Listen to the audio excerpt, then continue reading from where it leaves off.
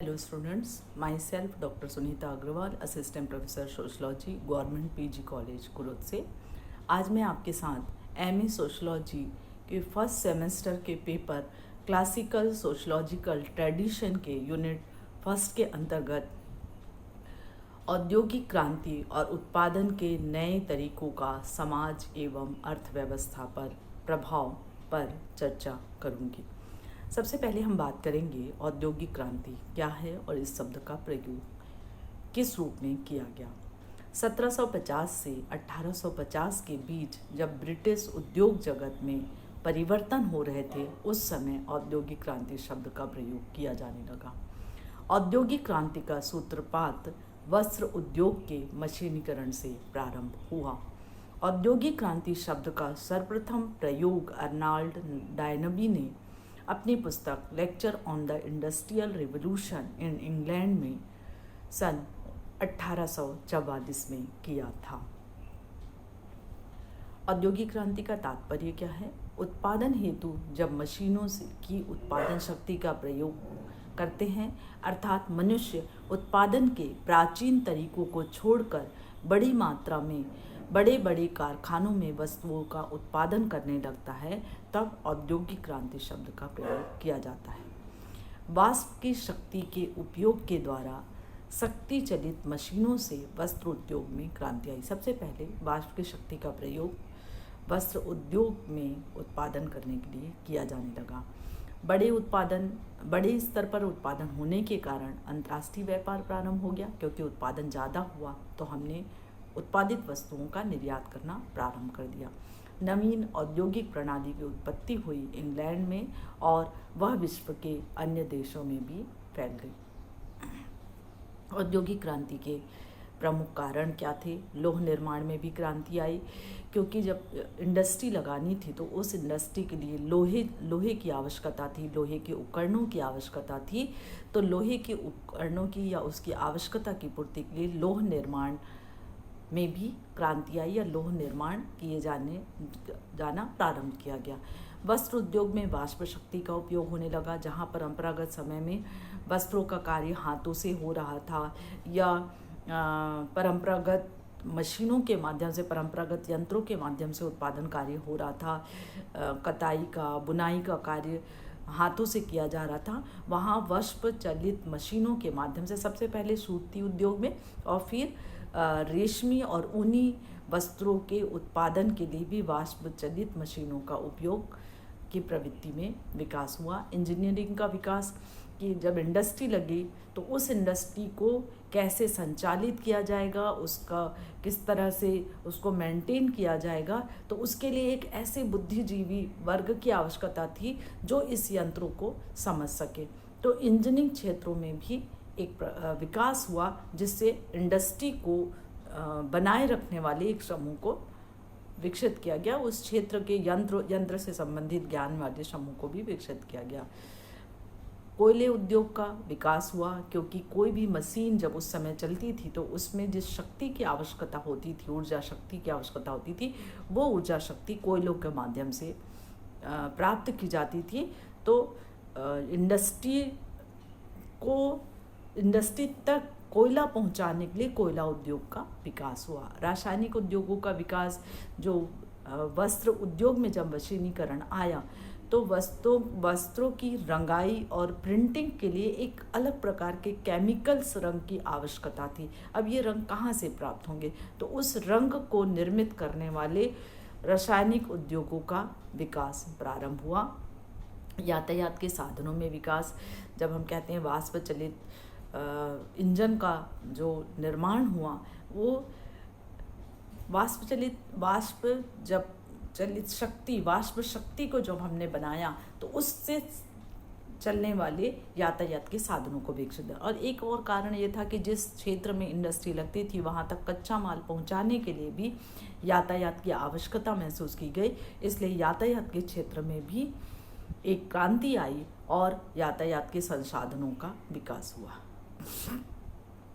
औद्योगिक क्रांति के क्या क्या सामाजिक प्रभाव पड़े कि जनसंख्या में वृद्धि हुई, जनसंख्या घनत्व बढ़ा, खास करके जहाँ पर इंडस्ट्री थी उस इंडस्ट्रियल क्षेत्र में बहुत सारे लोग कार्य के लिए वहाँ पर आकर बस गए तो जनसंख्या घनत्व में वृद्धि हुई। और जनसंख्या में वृद्धि इंग्लैंड जैसे देशों में यह अध्ययन किया गया कि जब इंडस्ट्रियलाइजेशन हुआ, लोगों के पास सारे संसाधन उपलब्ध हो गए, उनकी आवश्यकताएं पूरी हो गई, तो वहाँ पर 1 दशक में जनसंख्या में बहुत अधिक वृद्धि जो है वो देखने को मिली।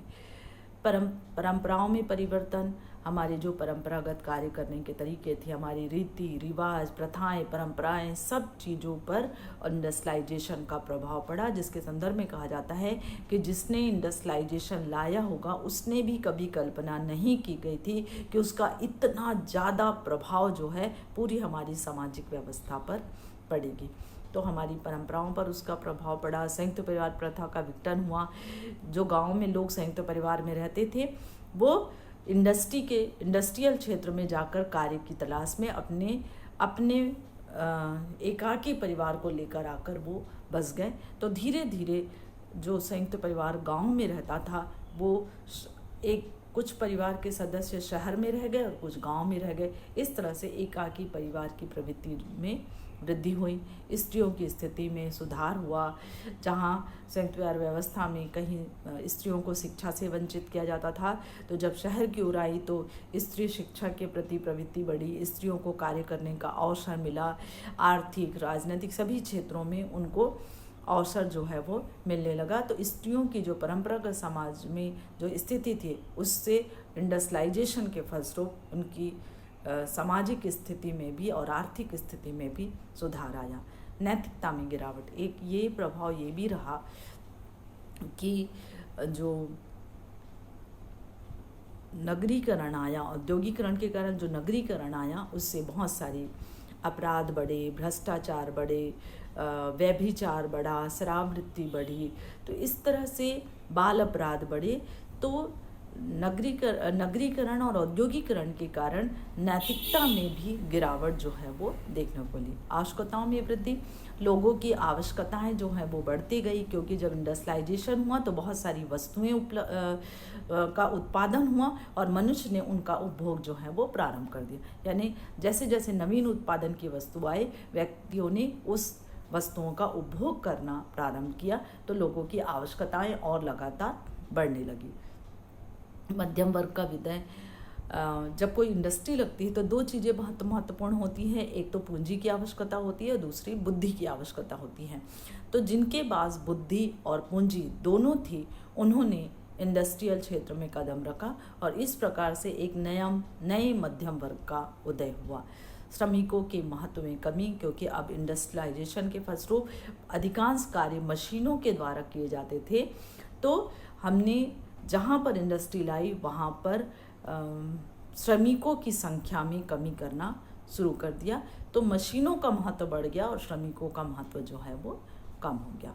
वर्ग संघर्ष की उत्पत्ति, कार्ल मार्क्स की थ्योरी आपने पढ़ी कि औद्योगिकरण की देन है पूंजीवादी व्यवस्था, और पूंजीवादी व्यवस्था में पूंजीपति वर्ग सर्वहारा वर्ग या श्रमिक वर्ग का लगातार शोषण करता है, जिसके कारण ही पूरे वैश्विक स्तर में वर्ग संघर्ष का स्वरूप जो है वो देखने को मिलता है। यानी औद्योगिक क्रांति ही वर्ग संघर्ष का मुख्य कारण है। मजदूर संघों का जन्म, जब इंडस्ट्रियलाइजेशन हुआ और एक तो मजदूरों का जब शोषण हुआ तो उनमें अपने शोषण के विरुद्ध आवाज़ उठाने की प्रवृत्ति जो है वो विकसित हुई। इंडस्ट्रियलाइजेशन होने के कारण बहुत सारे मजदूरों के संग्रहीकरण की प्रवृत्ति बढ़ती, एक जगह वो एकत्रीकरण की प्रवृत्ति जब बढ़ती है तो उनमें अपने समस्याओं से रूबरू होने का भी अवसर मिलता है, जिससे उन्होंने संघ बनाकर अपने हक और अधिकार के लिए विरोध करना प्रारंभ किया। तो मजदूर संघों का जन्म जो है वो इंडस्ट्रियलाइजेशन की देन है। पारिवारिक जीवन में गिरावट, एक ये भी कारण रहा कि इंडस्ट्रियलाइजेशन के कारण मशीनें तो चली, मनुष्य भी मशीन की तरह हो गया और उसके कारण मनुष्य 12 घंटे, 15 घंटे, 18 घंटे अपने परिवार को छोड़कर इंडस्ट्री में जब काम करने लगा तो उसके पारिवारिक जीवन पर भी इसका प्रभाव पड़ा, क्योंकि वह अपने परिवार को उचित समय नहीं दे पा रहा था। उसके आर्थिक परिणाम क्या क्या हुए? आर्थिक विषमता कि उत्पादन के समस्त साधनों पर कुछ मुट्ठी भर लोगों का अधिकार हो गया।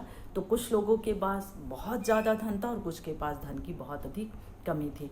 तो आर्थिक विषमता जो है वो देखने को मिली, धन का असमान वितरण जो है वो देखने को मिला।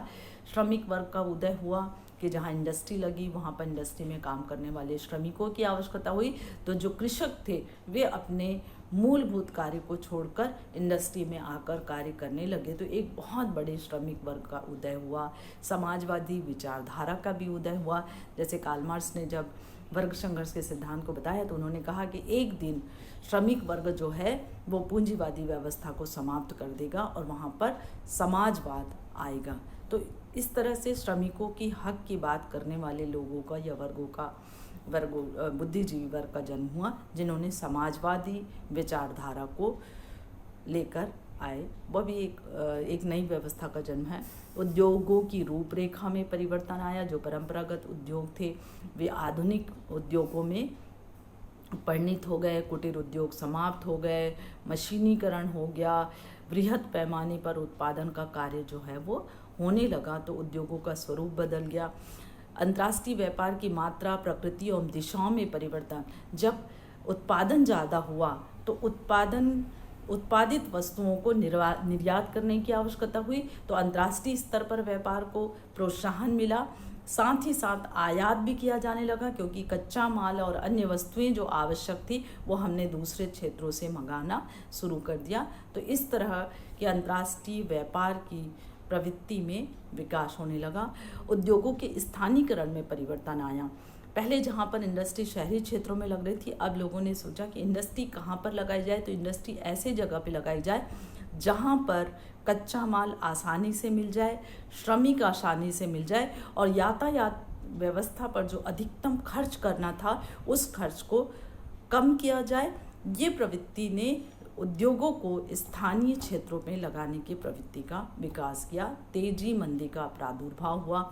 आर्थिक क्षेत्र में जब उत्पादन जिस मात्रा में होता था, अधिकतम उत्पादन या कम उत्पादन होता था, तो उसका प्रभाव जो है तेजी व मंदी के रूप में देखने को मिल रहा था। यानी कभी स्थिति बहुत अच्छी थी, उत्पादन ज़्यादा हो रहा था, मांग और पूर्ति पर निर्भर करता था कि जब मांग ज़्यादा थी तो उत्पादन ज़्यादा हो रहा था या बाज़ार बेहतर मिल रहे थे, लेकिन मांग कम थी तो उत्पादन भी कम किया गया या उस तरह का बाजार जो है वो मिला। तो तेजी मंदी का जो प्रभाव था वो औद्योगिक क्रांति के कारण देखने को मिला। समाज एवं अगर इन सारी चीज़ों का आधार पर देखें तो समाज एवं अर्थव्यवस्था का जो सकारात्मक प्रभाव क्या पड़ा।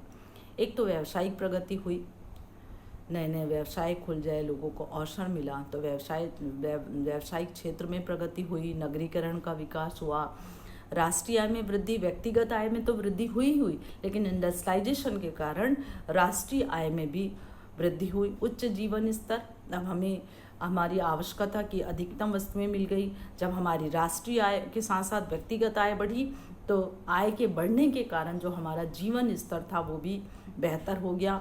बैंक व्यवस्था, जो पूंजी या धन जो था उसे संग्रहित करने वाले एक बड़े समूह की आवश्यकता थी।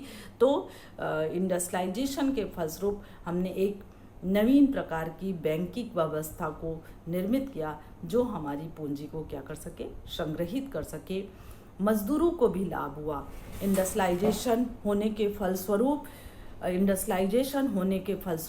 हमने मजदूरों के लिए एक मजदूरों की नीति बनाई, एक औद्योगिक नीति का निर्माण किया, जिसके फलस्वरूप औद्योगिक मजदूरों के लिए हमने कार्य के घंटे निर्धारित कर लिए। उनके लिए जो कार्य के घंटे के साथ साथ हमने उनका जो लगातार शोषण हो रहा था उसको भी रोकने के लिए प्रयास किया।